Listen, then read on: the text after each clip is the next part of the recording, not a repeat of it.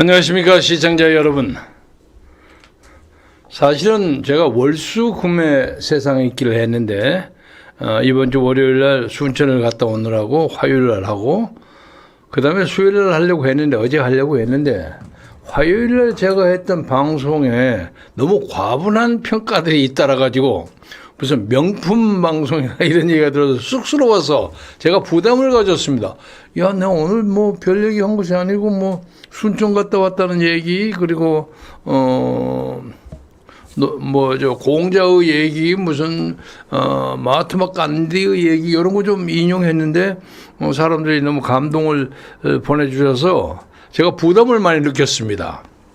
그래서 어제는 갑자기 그와 비슷한 것을 할 자신이 없어 쉬고 오늘은 마음을 가라앉히고 다른 의미에서 여러분과 마주하게 됐습니다. 11월이 되면 저는 제 생일 달입니다. 그래서 오늘 어저께 이 옷을 이 앞에 있는 IFC에 가서 위아래 14만 9,900원짜리 추동복을 입었습니다. 멀쩡하죠? 기성복도 잘 맞습니다. 내일은 11월 3일은 우리나라는 학생의 날이죠.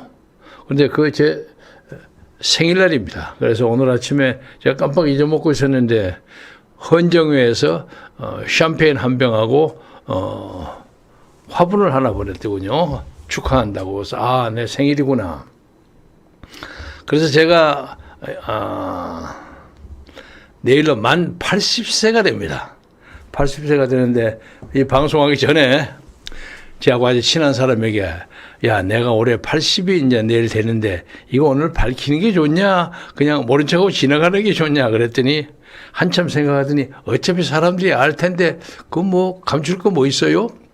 그러더라고요. 그러면서 용기를 냈는데 80은 80입니다만은 저는 우리 대한민국에서 15년 몇 개월을 못 살았습니다.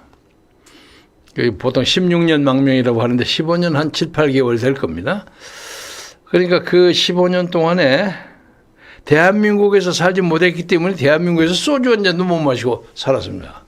그러니까 30대 10년 그리고 40대 전반기 5년 몇 개월을 못 살아서 제가 한국에서 재밌게 살던 사람들하고 똑같이 늙으면 좀 억울하죠. 그리고 뭐 요새는 옛날 이야기 같습니다만 우리의 30대에는 그때 그냥 밤새 그냥 그 유행가 부르고 똑딱거리고 노래 부르면서 밤새 고스톱하고 뭐 그런 것이 아주 유행이었습니다. 그 재미, 소소한 재미를 저는 하나도 느끼지 못하고 미국에 가서 당시만 해도 KCIA 중앙정보부의 감시와 위협 속에서 위기 속에서 살았습니다. 그러니까 제가 똑같이 늙으면 좀 억울하지 않습니까? 그리고 신체도 비교적 건강하고 마음만큼은 60대 중반 같은 기분으로 삽니다. 그리고 옛날로 말하자면 올해 80이 옛날 한 60대 초반 정도 같은 그런 느낌이 들어서 앞으로 제 이성과 기억과 판단이 크게 허물어지기 전까지 여러분에게 제 자그마한 경험 그리고 의견 이런 것을 나눔으로써 이 나라 역사 발전에 자그마한 기여를 해볼까 하는 생각을 다집니다. 마침 또 아침에 기사를 보니까 엊그제 제가 그 만나뵀던 이인수 박사 이승만 대통령의 아드님이 별세를 하셨네요. 향년 92세로. 사실은 제가 이승만 박사와는 어떤 관계가 있느냐. 대학 1학년 때 4.19에 경무대 앞에 가서 데모를 했던 사람입니다. 근데 뭐 제가 어디 가서 몇 차례 얘기한 적이 있습니다만 스크램을 짜고 이렇게 가는데 공교롭게 어떻게 앞으로 밀려가지고 맨 앞에는 동국대생 결사대가 한 300~400명 있었어요. 그리고 그 다음에 서울 물리대 법대 의대생들이 한 2, 3천 명이 그가 꽉 찼는데 스크림을 쫙 짰죠. 그런데 스크림을 짜고 있는데 제 왼쪽에 누가 탁 뿌리치면서 보니까 어떤 여학생이 싹 들어왔어요. 들어가겠다. 그래서 비켜서 같이 스크림을 짰는데 그 여학생이 총탄에 쓰러졌어요. 나중에 보니까 서울미대 고순자 씨였어요. 그래서 사람들이 이제 우리는 그 당시에 누가 데모하고 누가 데모 안 하고를 너무 잘합니다. 환히 알죠, 현장에 있는 사람. 그래서 제 친구들이 그럽니다. 야, 너 고순자 아니면 너가 총 맞을 뻔해서 맨날 놀려 먹어요.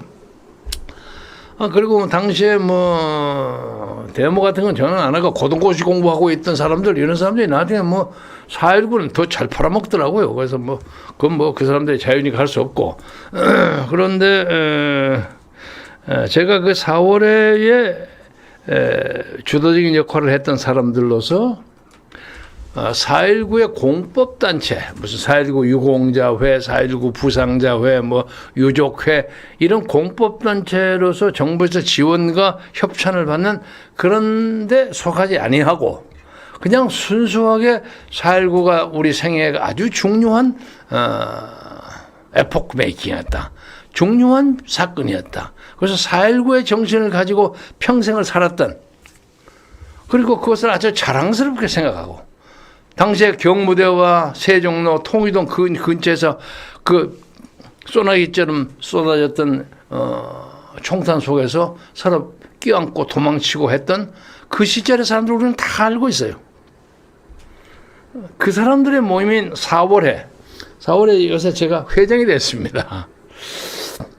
그래서 제가 미국에서 돌아온 후에 새로 만든 그 단체에 제가 창립 선언문을 썼습니다. 창립 선언문을 쓰고 초대 회장으로서는 제 1년 선배인 법대 안동일 변호사가 아마 초대 회장하셨을 거예요.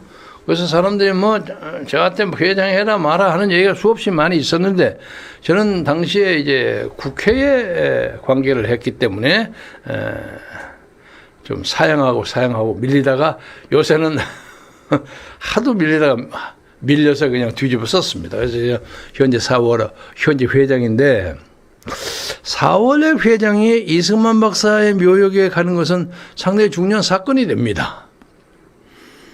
그런데 4월에 회장하기 전에 물론 이승만 박사님, 이승만 대통령 묘역을 몇 차례 참여했어요. 참배했고 또 몇 달 전에는 4.19 당시에 우리 선배들과 같이 그 묘역에 찾아가서 4.19 주역들과 이승만 박사의 화해 참배 그런 것도 하고 그랬습니다. 그래서 크게 문제가 된 건 없습니다만은 제 4월에 단체 회장으로서 공식적으로 참여하는 것은 약간 반대가 있고 이론을 얘기할 수 있는 사람이 있을 수 있거든요. 그래서 이거저거 우리 관계 간부들하고 상의하고 거기를 갔습니다. 가서 이인수 박사를 만나서 위로하고 격려하고 그런 모임을 악수를 했는데, 그 몇 달, 얼마 안 됐죠. 한 두세 달 됐는데 돌아가셨네요. 그 부인 조화자 씨는 저하고 동갑입니다. 아마 이 사람 동갑이고 제 고향 출신 처녀예요. 제가 고향에 살 때는 몰랐는데 나중에 한참 지나고 보니까 어디 갔으니까 조화자 씨가 와서 저 김아무개 씨 내가 당신하고 고향 출신이요. 그래서 알았습니다. 명복을 빕니다. 이제 정치 얘기 하겠습니다. 그 전에 제가 이 한국에 돌아오는 4월 10일 국회의원 선거가 춘추 전국 시대다 이렇게 얘기를 해서 아마 4당 체제를 제가 예상했었습니다. 4당 체제로 선거를 치르는 것이 거의 비슷하게 맞는 것 같은데, 우선 이 민주당 쪽으로 얘기를 하자면 더불어민주당은 지금 조용한 것 같지만 상당히 시끄러워요. 내밀이. 그리고 이제 이재명 대표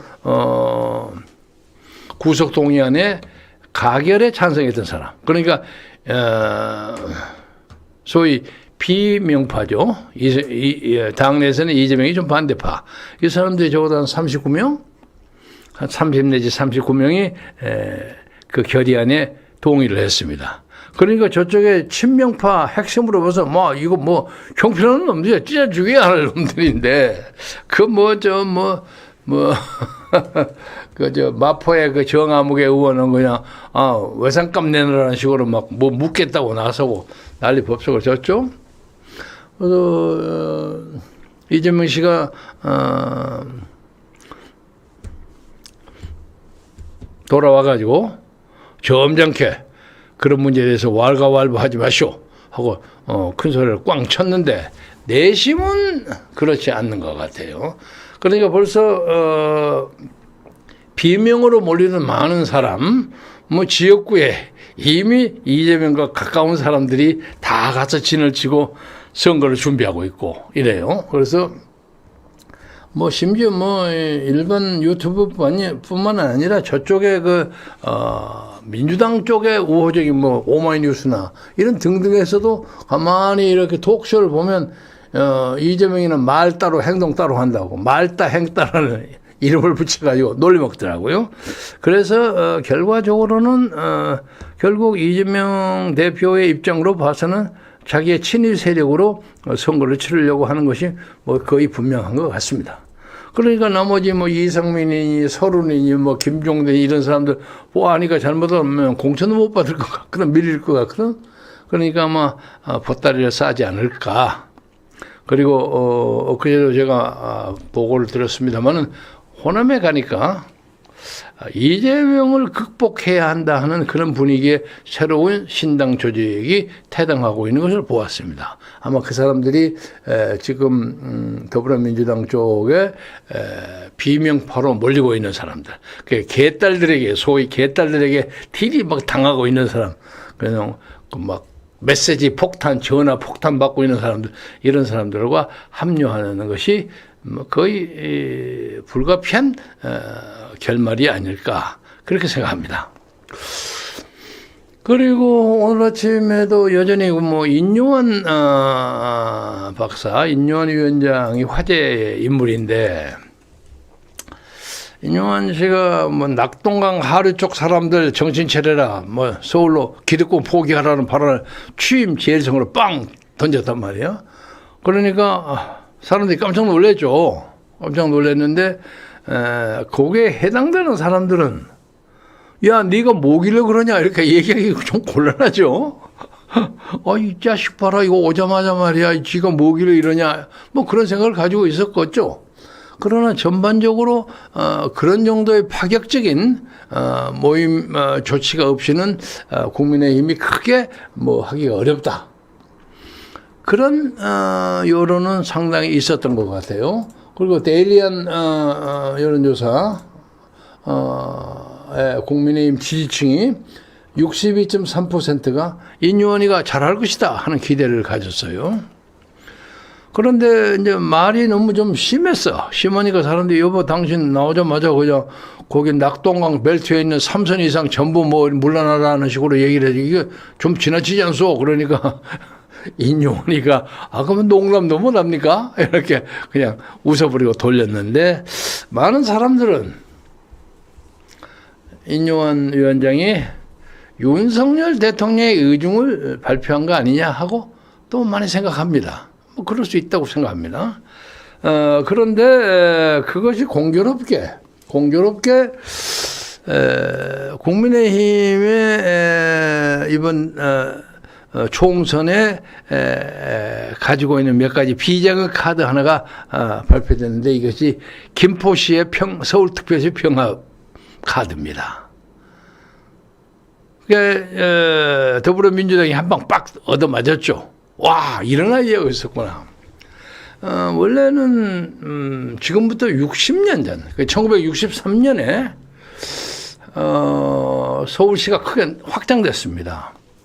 그래서 당시 경기도 쪽에 있는 데가 많이 서울시로 들어왔는데 여러분 뭐 실감나지 않을지 모르지만 지금 그 서울의 중산층의 그 파라다이스라고 알려져 있는 강남, 거기도 옛날 경기도였어요. 경기도였는데 63년에 서울시로 들어왔고 마곡 지구니 많아요, 거기가. 그러니까 서울시 확장이라는 것은 그냥 낯선 단어가 아니올시다. 그리고 전 세계적으로 이제 대도시, 메타시티라고 대도시의 경향이 유행처럼 번집니다. 예를 들면 엊그제 제가 말씀드렸던 상해는 2천만이 훨씬 넘어요. 아마 지금 뭐 거의 3천만 가까이 될 겁니다. 아마 중경, 그 밑에 있는 중경은 2,800만, 아마 3천만 넘을 겁니다. 제가 확인을 안 해봤습니다.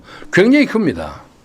그래서 우리나라의 수도인 서울이 지금 900만, 1000만 넘대, 그렇지? 대충 900몇 만이지? 그래서 이것을 좀 메타시티로 높이고 또 이 김포를 연결시키면 김포공항이 서울시 공항이 돼요. 그 재밌죠? 그리고 거기 02번, 서로 같은 또 지역 로컬 번호, 대표 번호를 쓰고 해서 여러 가지로 서울은 가깝고 조사한 바에 의하면 80인가 84%가 서울로 출퇴근하고 정서적으로 일상적으로 생활적으로 서울의 일부분이라고 해도 과언이 아닙니다. 그래서 그 자체의 아이디어는 국민의힘이 가졌던 비장의 카드 넘버원으로서 상당히 잘 뽑았다고 생각합니다. 근데 이거 뭐 누가 뽑았느냐, 누가 얘기하느냐 하는 것은 나중에 하면 내가 했다, 누구 했다, 별의별 얘기가 많이 나오겠으면 그건 나중에 얘기하기로고요. 아무튼 그 문제를 가지고 일단 낙동강 하류 벨트에서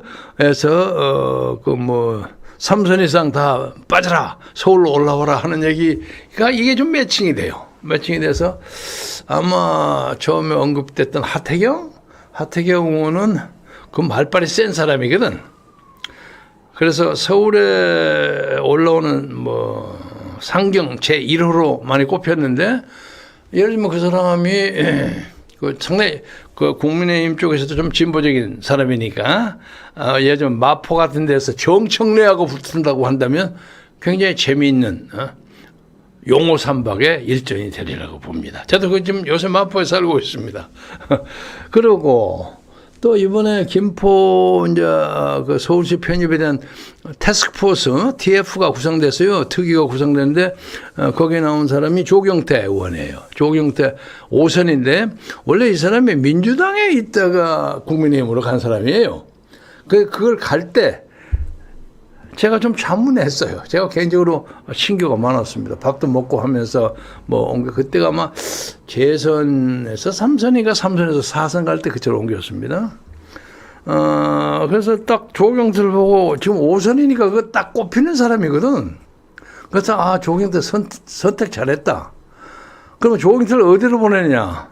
김포 특위하니까 김포에 국회의원 자리가 3자리니까 그 중에 하나 가면 될 거 아니에요.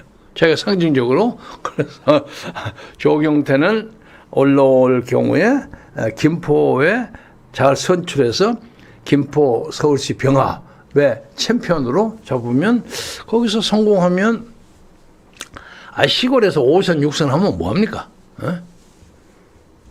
당대표도 나오고 그런 적은 있는 걸로 압니다만 거기서 잘하면 서울특별시정도 한번 해볼 만하고 그 나름대로 좀 비상한 정책 비상에 가능성이 많이 열린다. 그래서 지금 하태경과 조경태는 만약에 제가 공관위원장이나 공천관리위원장이라면 딱 지목이 됐어요. 그 다음에 이 인요한 문제가 있는데, 개인적으로 제가 좋아하고 가까운 사람인데, 이 사람이 이 낙동강 하류 발언은 그런 대로 정치적으로 잘 극복이 되는 것 같은데, 광주에 가서 5.18 얘기하는 것은 이게 문제가 많아요. 그래서 사실은 그거 내려가기 전에 제가 그 5.18 문제에 대해서 얘기했던 동영상을 그 사람한테 보냈어요.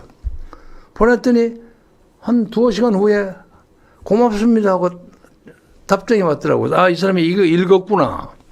그래서 인용하는 적어도 광주 문제에 대해서 제가 어떤 생각을 가지고 있는가를 잘 알고 있습니다. 욕한데 요컨대 광주를 완전히 역사에서 그냥 무시해버릴 수는 없습니다. 그러니까 소위 극우라는 사람들, 아주 극렬한 우파들은 북한에서 빨갱이들이 와갖고 부대가 오고 어쩌고 했는데 그거 완전히 그 빨갱이 뭐 장난 아닙니까? 이렇게 그거는 하는 사람도 없지 않습니다. 그래서 상당수가 있다고 알고 있습니다. 그러나 광주 자체의 시작은 그렇게 되지 않았습니다. 민주화를 하다가 보니까 거기에 포커스가 맞춰주니까 그 남쪽에 파견되어 있던 뭐 고정간첩이나 등등들이 거기에 개입하고 그런 형태가 되었으리라고 저는 오늘 현재는 믿고 있습니다. 그래서 적어도 광주 초창기에 이제 공수부대하고의 뭐 접전, 이거는 통해서 많은 사람이 희생되지 않았습니까? 190 몇 명인가? 그 후에 세상 떠난 사람과 보통 200명이 넘을 겁니다. 적어도 광주 망월동에 묻혀 있는 사람들 그 사람들의 명예와 업적을 우리가 무시해서는 안 된다. 그래서 한때 뭐 5천 명 넘었다고 한 것을 저희들이 조사해 보니까 뭐 4,347명이 됐어요. 스카이데일리하고 제가 밀접하게 작업을 했는데 거기에서 엉뚱하게 그 유공자로 들어간 사람 있잖아요. 뭐 추미애니 이해찬이니 뭐 문재인이 그 사람들이 왜 그걸 들어갑니까? 예? 웃기잖아요. 그래갖고 들어가고 또 이 역시 돈 받은 사람들 수다하게 많고 저 충북지사는 김영환 의원은 우연히 들어가더니 자기 반납했어요. 나 이게 들어가면 곤란하다고 미안합니다. 반납했어요. 그나마 그래도 양심적인 사람이야. 그런데 제가 그걸 자세히 보니까 광주 유공자 선택에 있어서 명예 유공자라는 게 있어요. 유공자 앞에 명예가 붙는 건데 광주 사태를 어디 가서 좋게 평가를 했다거나 연설을 했거나 시를 썼거나 하여간 그런 논문을 썼거나 기사를 썼거나 이런 사람은 전반적으로 광주를 도와주는 사람이다. 그래서 그 사람들 명예유공자라고 붙였더라고요. 그런데 그것은 적절치 않은 것 같다. 그리고 광주의 그 유공자가 자꾸 매년 조금씩 늘어나는 게 또 그 현장에 있었던 사람의 어떤 역할에 대해서 새로운 사실이 발견돼 가지고 그 사람들을 추구하는 건 좋지만 엉뚱한 다른 목사, 장로, 신부, 언론인, 기자 이런 사람들이 들어오는 건 말이 안 되죠. 그래서 적어도 대충 조사해 보니까 한 1,900명 정도 가까이 되는 것 같아요. 저는 이 사람들은 빠져야 한다고 하는 것이 제 개인 의견입니다. 이거 인용원이가 알고 있어요. 그래서 앞으로 그냥 광주에 가서 그냥 일단 절은 했지만 절을 해서 많은 보수 우파들로부터 저것이 광주 패거리 아니냐 그리고 그냥 감정을 추스리지 못하고 그런 점은 있습니다만은 앞으로 그 문제를 구체적으로 다룰 때는 인유한도 디테일할 때는 그런 문제에 대해 관심을 가지리라고 기대하고 있고 또 덧붙여서 다른 항목으로 가기 전에 얘기하고 싶은 것은 광주 문제는 이제 광주시장에서 보험으로 옮겨야 합니다. 그래야 문제가 없습니다. 보험으로 옮기는 차제에 광주 정신을 재정비하고 광주의 그 유공자 문제도 깨끗하게 정리해서 많은 사람이 존경을 할 수 있는 그런 광주를 만들어야 한다 하는 것이 제 소신입니다. 그리고 그런 입장에서 광주에 당시에 정말로 목숨 걸고 앞장섰던 많은 광주의 영웅들이 제 의견에 동조합니다. 박남선이 이런 사람이 있잖아요. 당시에 상황실장하고 했던 사람 다 동의합니다. 그래서 앞으로 그 문제는 윤석열 정부가 해결해야 할 정치적 사건 중에 프라이오리티로 첫째, 둘째가 중요한 사건입니다. 그래서 윤석열 대통령도 기대하건대 무조건 이 상태로 광주를 헌법 전문에 넣자 하는 것은 아닐 거예요. 이 사건이 나오기 위해서는 갈 길이 멀어요. 이것도 고칠 뿐만 아니라 또 개헌이 언제 되느냐 하는 문제도 있기 때문에 이 문제에 대해서 너무 성급하게 판단하지만 시간적인 졸속주의를 가지지 않고 인유한 발언을 액면 그대로 보기보다는 자기의 정체성의 상당한 중요한 부분을 차지하는 게 광주다. 대학 1학년 때 광주 사건 날 때 가서 자기가 통역했다는 거 아닙니까? 그리고 제가 1999년에 광주 사태가 난 후 19년 후입니다. 평양을 방문할 때 같은 비행기를 탔던 사람이 인요한의 형님과 아버지였어요. 북한의 구호 사건, 구호 물품 이런 거 전달하기 위해서 간다 해서 제가 거기서 만나서 반가이 인사를 하는 적이 있는데 인요한은 사고방식이 아무래도 대한민국에서 태어나긴 했지만 우리 원래 속담 말로 조선인 잡종 하고는 조금 다릅니다. 사고방식이. 그렇기 때문에 크게 그 문제에 대해서는 오해가 없으기를 바라고 앞으로 인요한 위원장이 크게 문제가 되지 않게 좀 잘했으면 좋겠다.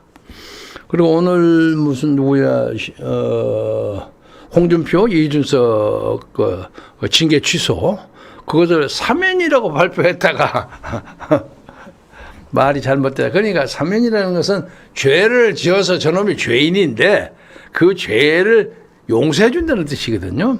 그러니까 그것을 당장 당사자가 받기는 거부한 데가 있죠. 그래서 나중에 단어를 잘못 썼다. 이런 얘기를 풀었습니다. 그리고 홍준표 시장하고는 옛날에 친하고 요새는 제가 거의 교류는 안 합니다만은 홍준표 시장이 어디 무슨 어떤 기념일에 골프 쳤다고 해서 6개월인가 받았죠. 근데 그것을 갖다가 큰 죄로 생각해갖고 난리 법석을 치는 것도 문제고. 근데 홍준표가 입이 걸어가지고 할 말 빵빵 하거든. 그러니까 좀 미운털을 백해가지고 6개월인가 받았는데 그걸 가지고 사면을 한다고 하니까 천하에 홍준표가 기분 나쁘죠. 그건 이해할 만합니다.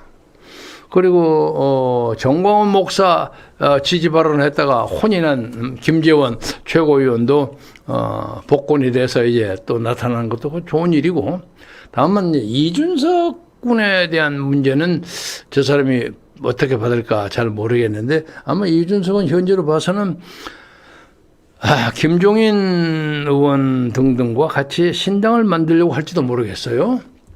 왜? 자기가 소위 이제 징계 취소를 당하고 하더라도 시가 가지고 있는 약간의 원죄 흔적이 좀 남아 있고 그것 때문에 공천을 정말 제대로 받을 수 있을까 하는 것에 대한 회의가 좀 있을 겁니다. 그래서 이준석이가 저는 개인적으로 이준석이의 그 행태에 대해서 100% 지지하는 사람은 아닙니다만은 그래서 젊은 사람이 하여간 어떤 식으로든지 깜짝스럽게 국민의힘 대표도 할 정도의 깜짝 뉴스의 주인공도 되고 그래서 국회의원 한 번 정도는 돼야 할 사람 아닌가 하고 생각합니다. 그래서 그 문제에 대해서는 부드럽게 해결하는 정치적 상황이 되었으면 좋겠다. 그래서 이와 관련해서 이번에 이제 강서구청장 선거 때문에 그냥 납작해진 국민의힘과 윤석열 대통령이 약간 기지개를 펴는 그런 느낌이에요. 그런 느낌인데 아직은 그렇게 만족할 만한 처지는 아닙니다. 여기 유승민, 이준석 신당 창당 시 지지 여부 이거 좀 보여주세요. 저기다 띄우세요. 이것은 국민의힘 당원들이죠. 그렇죠? 아니구나. 전국 응답자 1001명 전국 대상인데 지지하지 않겠다가 59.6, 지지하겠다가 30.8, 지지하겠다가 생각보다 많습니다. 그래서 싫든 좋든 미워하든 좋아하든 안 하든 간에 이준석이가 상당한 청년층의 관심과 지지를 가지고 있다는 것만은 적어도 이것으로는 정리될 수가 있다. 그리고 그 다음에 내년 총선 이거 어디 거예요? 내년 총선 이것이 데일리안에서 조사한 거죠? 이거 띄워보세요. 내년 총선. 크게. 이건 보면요, 더불어민주당 후보가 45%, 국민의힘 후보가 34.1%. 10% 차이는 이게 엄청난 차이입니다. 엄청난 차이인데, 오늘 현재로 통계를 가지고 선거를 한다면 국민의힘은 참패입니다. 지금 현재의 의석도 건지지 못할 거라는 평가가 맞습니다. 그리고 정당 지지도 한번 보세요. 정당 지지도. 정당 지지도는 국민의힘과 더불어민주당이 오늘 현재 43.1 더불어민주당, 37.7 그러니까 한 6% 정도의 차이죠. 그런데 선거는 한 10% 떨어지는 거에서 아무튼 여러 가지로 많이 떨어지는데 오늘 김포 이슈 가지고 약간 커버가 될 겁니다. 그리고 대통령의 국정수행도 조금 올랐어요. 1.8%가 아마 30 그랬죠. 38.4, 31.4% 정도 오는데 저것이 40% 고개를 넘어야만 정치적 승부가 돼야 되는데 40% 이상을 올리기 위해서는 뭐가 필요하냐? 저기가 김포가 한 앞으로 저거 계속 올라가는 추세로 해서 40점 근처에서 턱걸이는 할 수 있으리라고 생각합니다. 그러나 그거 가지고 부족해요. 근데 이제 여기서 뭐가 나오냐 하면은 공천 문제가 나오죠. 그러니까 아까 더불어민주당은 뭐 친명과 비명이 쫙 갈려서 아이가 두 개 당으로 만들어진다. 이렇게 그냥 전제를 해버리면 이재명은 비명 자리에 자기 참모들을 다 보낼 겁니다. 지금도 많이 활동하고 있던 정보가 적어도 10개 정도 이상 우리가 가지고 있어요. 그리고 뭐 이상민 의원 지역구에는 친명 어느 변호사가 뛰고 뭐 다 나와 있어요. 다 나와 있고 또 뭐 심지어 그것은 민주당도 비슷합니다. 뭐 예를 들면 하태경 의원 지역에는 나중에 뭐 사실이 아닌 걸로 그렇게 마무리가 됐지만 평통 사무처장 석동현 변호사가 그쪽에 가서 뛴다 이런 소문이 돌아가지고 나중에 뭐 그건 아니라고 자질해졌지만 전혀 아닐 땐 굴뚝에 연기가 나왔겠습니까? 무슨 뭐 이상한 소리라도 좀 나와서 그렇기 때문에 아무튼 그런 것이 많이 있습니다. 많이 있어서 윤석열 정부가 영남 낙동 하류 벨트뿐만 아니라 무슨 뭐 경상북도 뭐 주호영 지역이나 뭐 이런 지역에서 과감한 인적 쇄신을 한다고 할지라도 만약 그 자리에 전부 자기가 아는 무슨 검사 등등을 갖다 잔뜩 집어넣으면 선거 망하는 거죠. 완전 망하는 거예요. 그래서 진짜 공천 잘해야 한다. 근데 심지어 또 이런 얘기도 있어요. 윤 대통령한테는 좀 억울한 얘기일지 모르지만 대통령 윤석열이 진짜로 내년 총선과 무슨 뭐 그와 관련된 중요한 이슈인 무슨 부정선거 문제 이런 문제를 조사할 결의가 있느냐? 많은 사람들이 없다고 생각하는 거야. 우선 자기는 오늘 이 현장에서 대통령직으로 오르기까지 여러 가지 우여곡절 복잡한 게임이 많이 섞여 있어요. 그건 뭐 오늘 자세히 얘기 안 하겠습니다만 그렇기 때문에 자기가 여기서 혁명적인 아이디어를 내가지고 하면 자기가 그냥 속된 말로 파괴돼 버려요. 뽀개져 버려요. 속된 말로 그럴 수도 있다는 거예요. 그리고 식물 대통령이 된다 손 치더라도 이거 대통령직을 적당히 유지하고 조금 문재인처럼 슬그머니 나가면 제가 천하의 역장 노릇을 안 하는 적당히 살 거 아니냐. 그 다음에 이 나라의 정치가 어떻게 되든 말도 하는 거 that's none of his business. 자기 일이 아니다. 그래서 심하게 못할 것이다. 그러니까 이런 평가는 윤석열 대통령 자신에게는 억울한 평가죠. 근데 그 억울한 평가를 이기려면 자기가 과감하게 해야죠.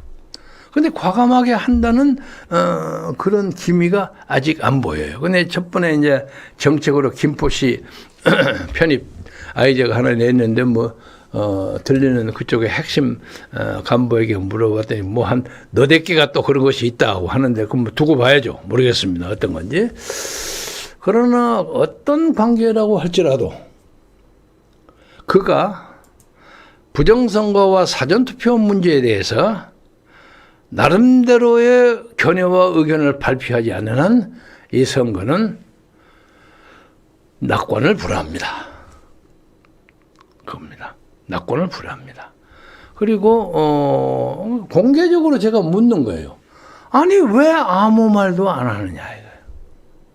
아니 어제 가서 무슨 어디 저 서민들하고 앉아서 뭐 카카오톡 막 김범수 그냥 숨도 못 쉬게 잡았어. 좋아요. 그런데 그런 용기와 어떤 뭐라고 할까 그 사나이다움 이것을 그거보다 훨씬 더 중요한 선거 부정 문제에 대해서 왜 그걸 안 하고 모르는 척하고 있냐 이거. 그러니까 용산 사람들은 전혀 그 얘기를 모르고 있는 것인가 이런 느낌이 들어요. 그리고 뭐 박주현 변호사 언젠가 사석에서 만나서 얘기를 했더니 자기가 그런 문제에 대해서는 용산에 가서 브리핑했다고 그러더라고요. 그래서 용산은 다 알고 있다 이거예요. 그래서 앞으로 좀 더 기다려 보겠습니다. 그래서 금년 이제 11월, 12월 두 달 안에 별의별 일이 다 생길 겁니다. 그래서 이제 내년 1월쯤 되면 진영이 딱 나와가지고 이제 선거 체제에 들어갈 텐데 이와 관련해서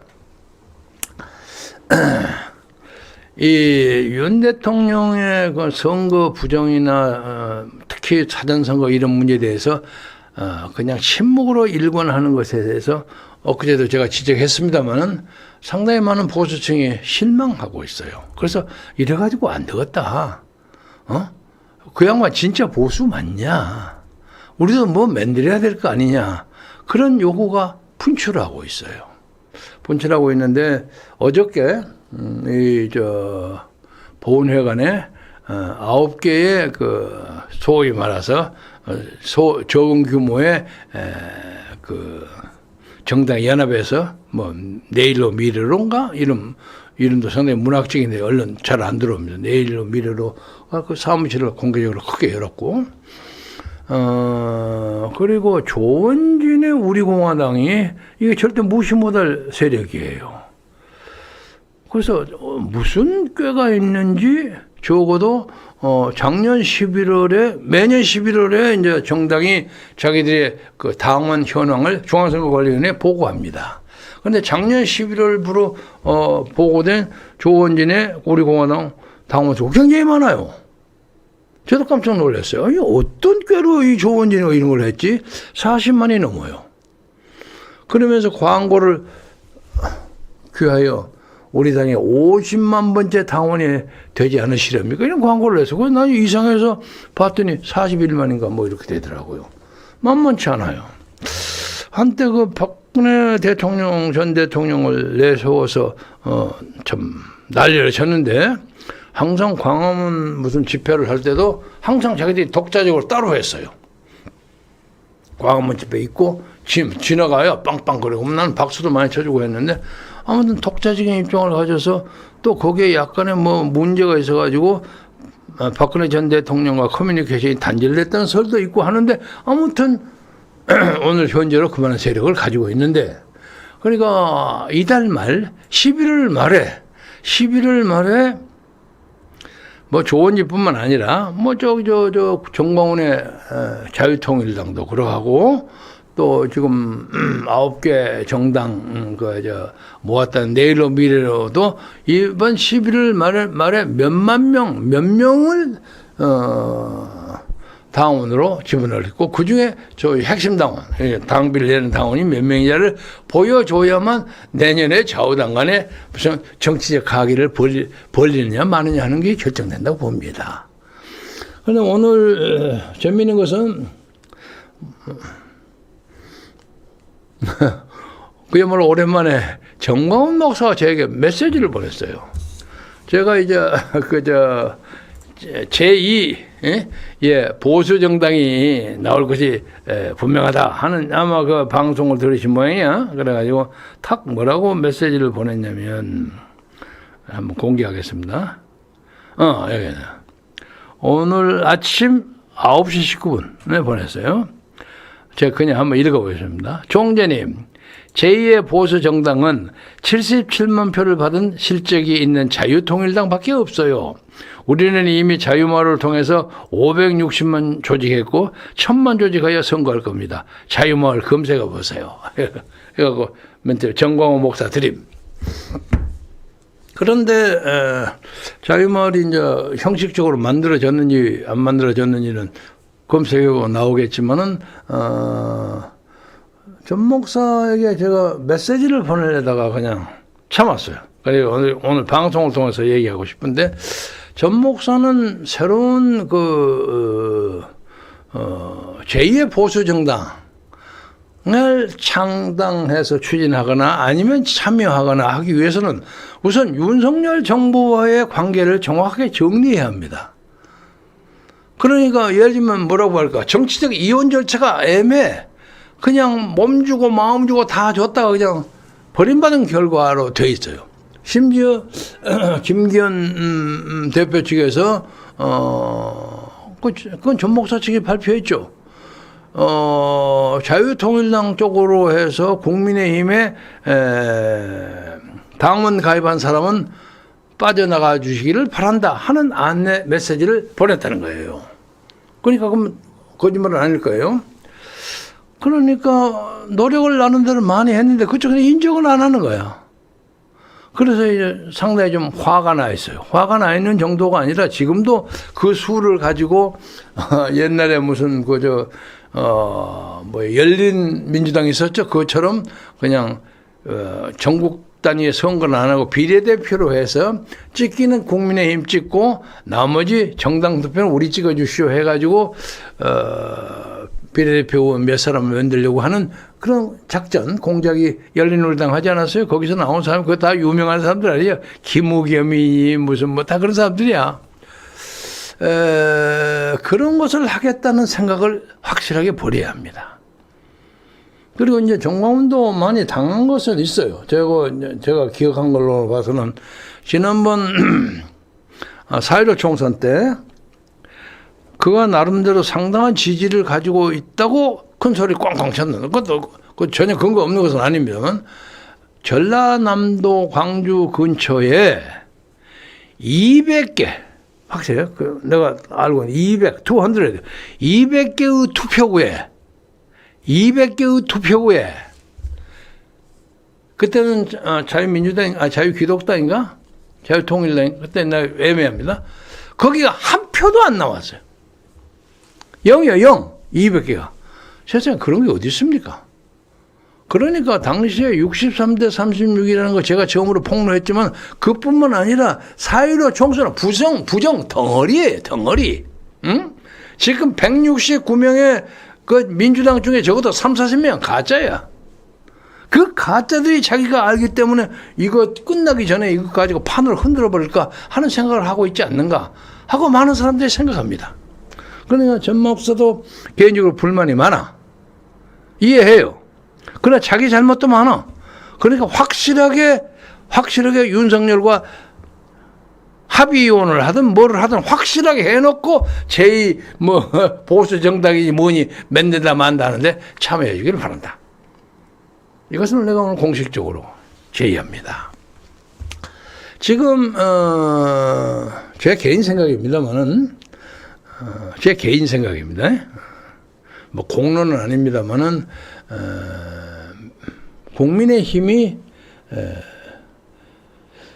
지난번에 윤석열 후보를 찍었던 그 뭐 1,000몇백만, 1,300만, 1,600만 사람들이 그것이 플러스 알파 돼가지고 국민의힘으로 가기가 상당히 어렵다고 판단됩니다. 그 중에 많은 사람이 떨어지거나 정치적인 아노미로 에이 선거 안 해버린다 이런 사람도 나오고 그럴 거예요. 그 사람들 제2 보수 정당이 흡수해야 하는데 뭐 A, B, C 중이야 강이야 해갖고 하면 다 찢어지고 개판되는 거죠.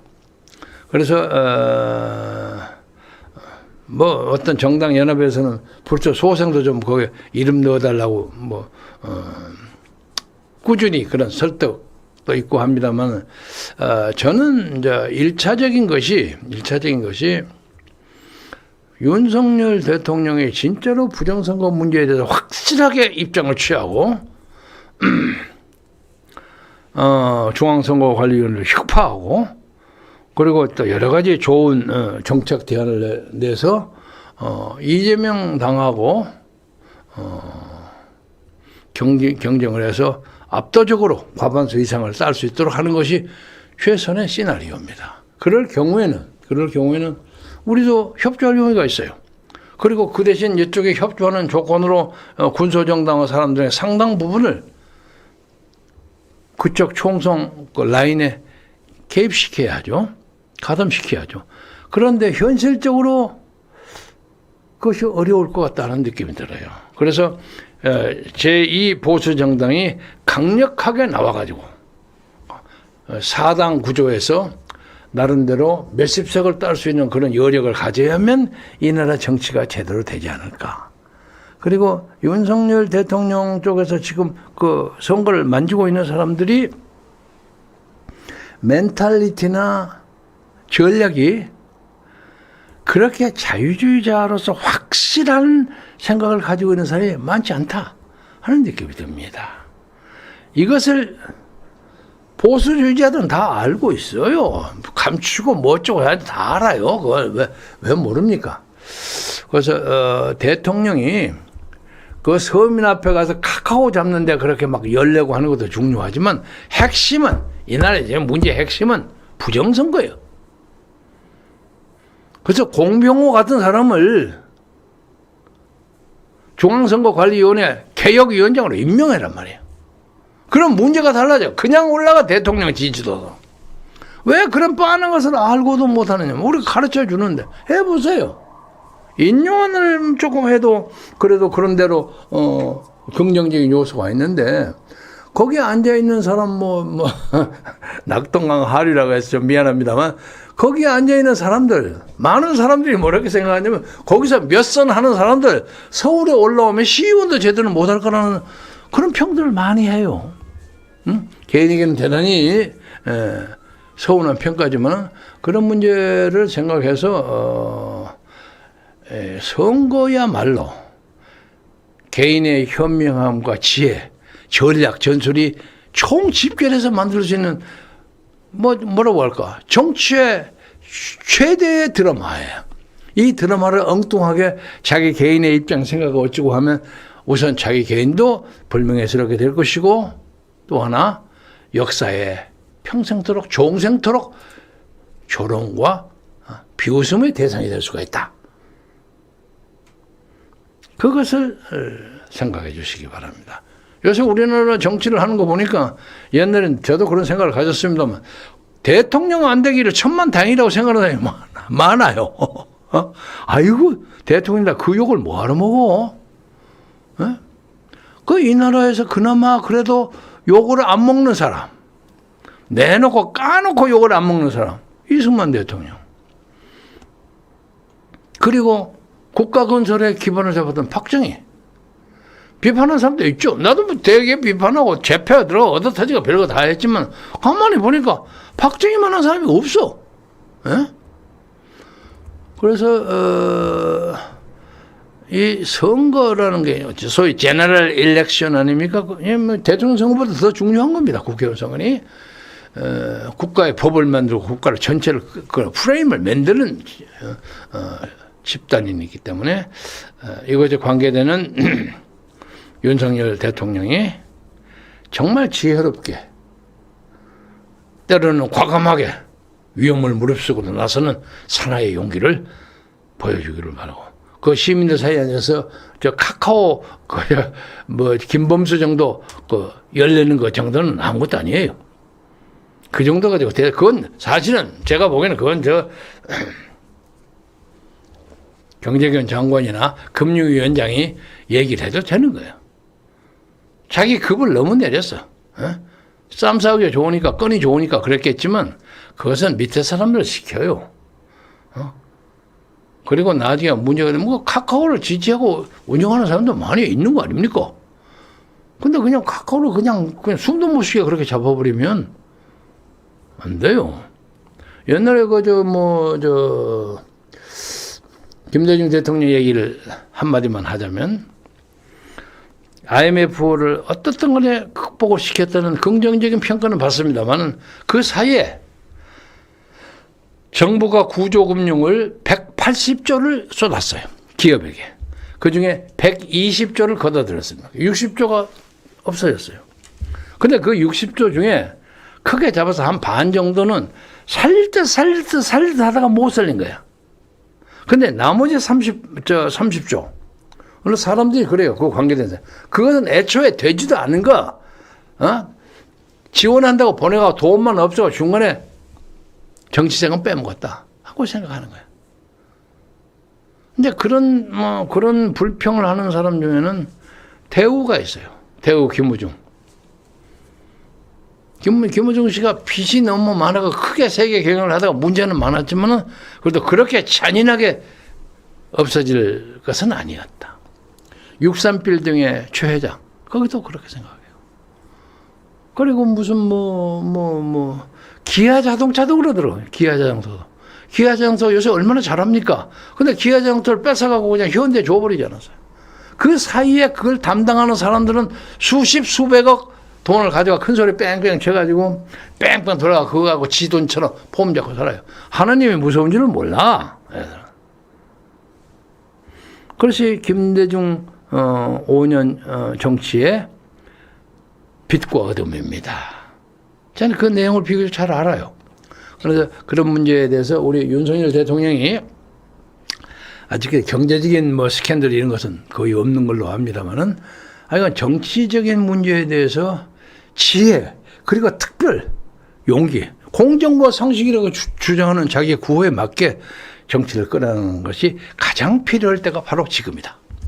11월 초 5달 반인가? 5달 열흘. 석 달 열흘은 100일인데 5달 열흘이죠. 160일 남았으니까 이 주말에도 잘 생각하시고 좋은 정치를 끌어내도록 지혜를 모아주시기를 바라면서 오늘 말씀을 마무리하겠습니다. 경청해 주셔서 감사합니다.